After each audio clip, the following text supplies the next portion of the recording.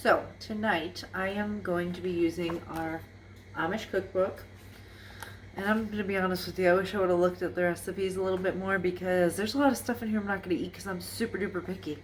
But tonight we're going to make, I don't know if you can see it, yeah, Swiss steak. And I will take a picture of it and put it in there so you guys can make it if you'd like as well.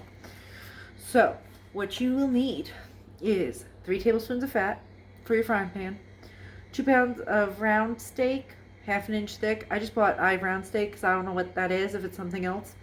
Half cup flour, 1.5 teaspoons of salt, 1/4 teaspoon of pepper, 10-ounce 3/4 can of cream of mushroom soup, and 1 soup can full of water.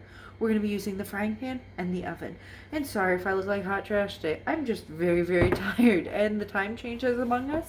And I will show you, it is 5:30 and it is almost dark. See? Dark outside. Very depressing.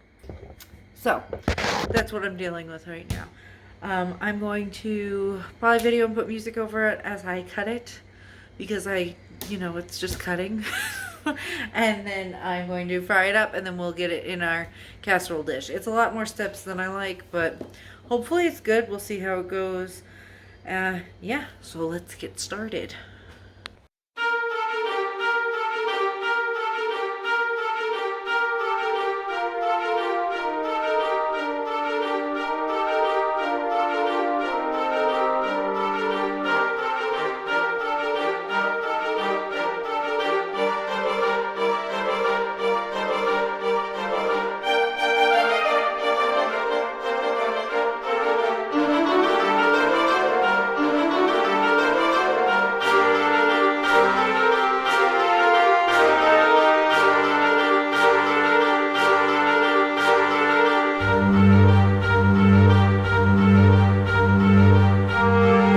Going to flour our meat and stick it in the pan. We'll do that about 100 more times.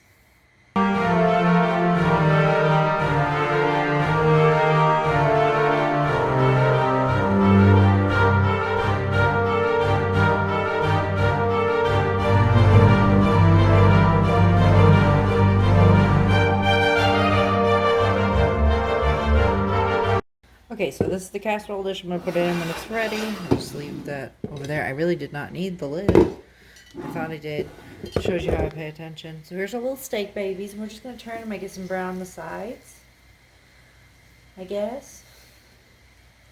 Usually I don't brown meat before I put them in. Like, I know some recipes for roast and stuff will say that, but I never do. I do leave the fat on there, though. That's supposed to give it flavor.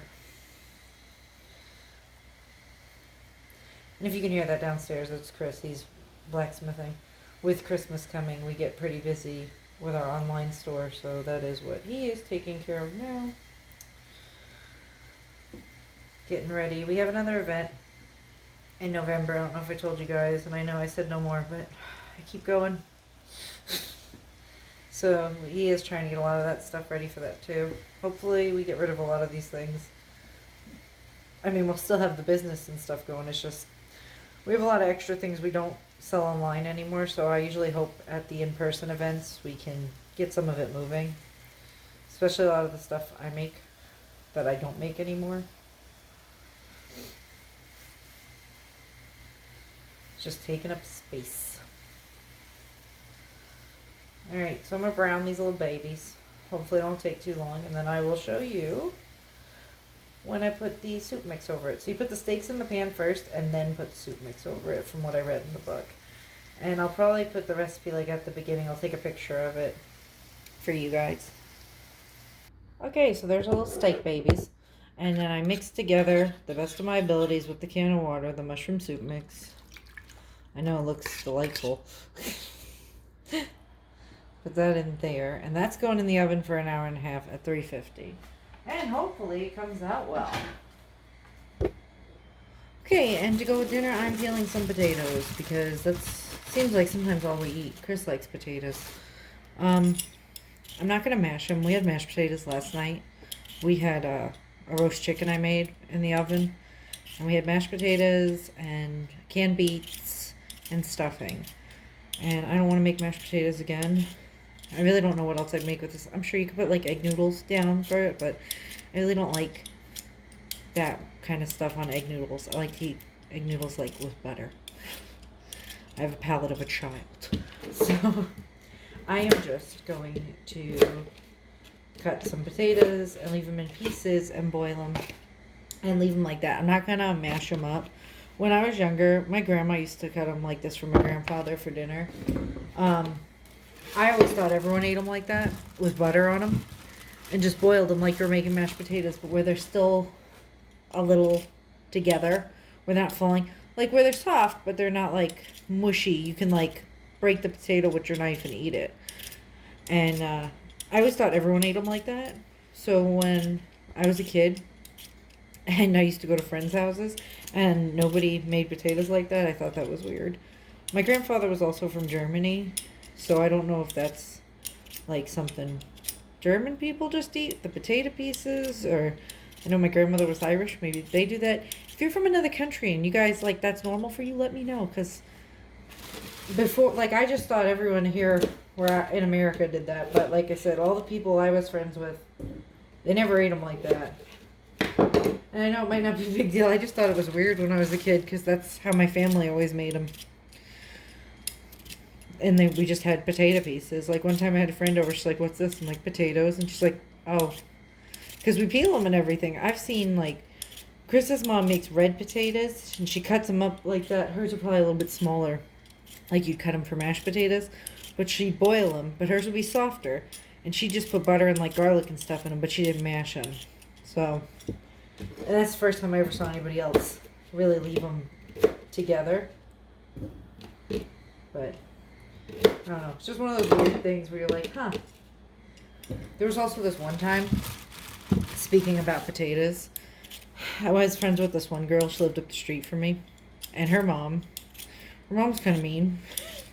But she made, like, I didn't always eat dinner over there just because, like, they made a lot of weird crap. And I was picky then too. And she was like, "I'm not even in frame showing you how I'm cutting my potatoes or peeling them."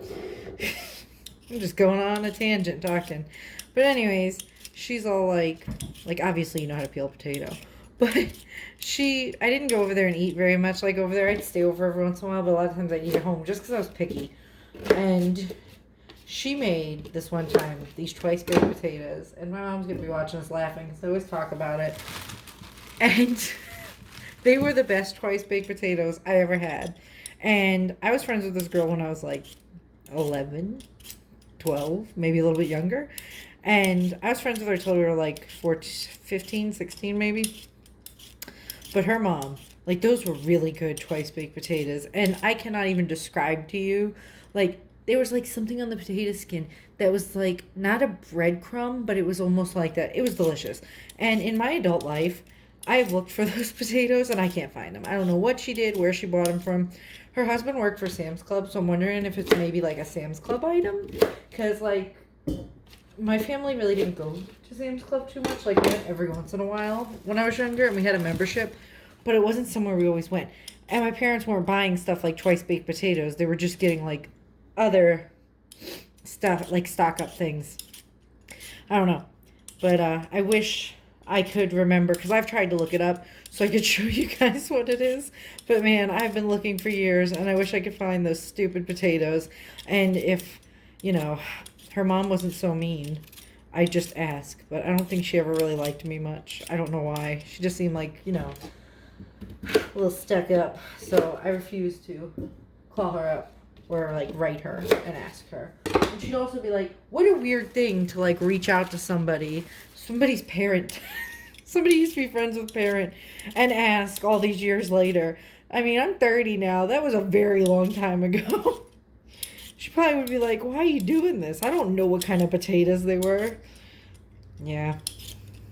I don't know. It's just one of those things. Figured now would be a good time to tell that story about the potatoes. I've been thinking about it a lot lately.